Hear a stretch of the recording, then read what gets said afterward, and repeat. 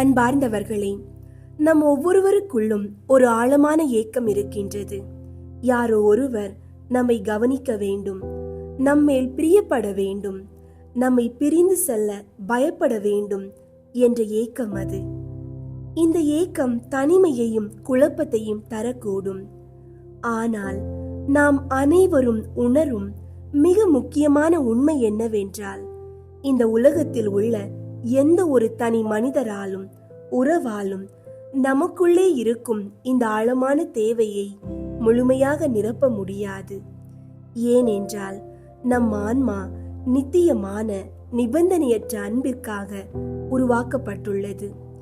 அதனால்தான் நான் உங்களுக்கு ஒரு நிச்சயமான வாக்குறுதியை முன்வைக்கின்றேன்.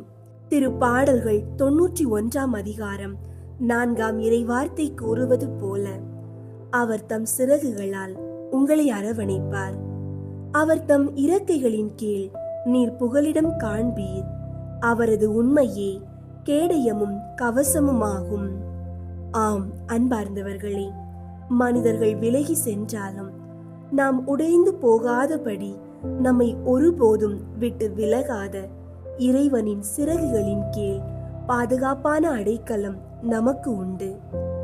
மனித அன்பின் நிலையற்ற தன்மையில் இருந்து நம்மை பாதுகாக்கும் கேடயமாக அவருடைய சத்தியம் இருக்கின்றது.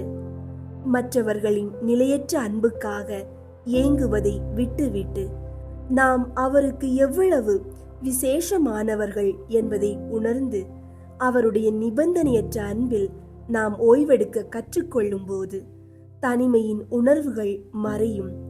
அவருடைய அன்பு போதும், அவருடைய கிருபை போதும். இந்த நம்பிக்கையுடன் உங்கள் தனிமையின் உணர்வுகளை போக்கி ஆரோக்கியமான உறுதியான உறவுகளை கட்டியெழுப்ப அவர் உங்களை வழிநடத்துவார். இயேசுவின் ஆசீர்வாதம் உங்களோடும் உங்கள் குடும்பத்தோடும் எப்போதும் இருக்கட்டும். ஆமீன்.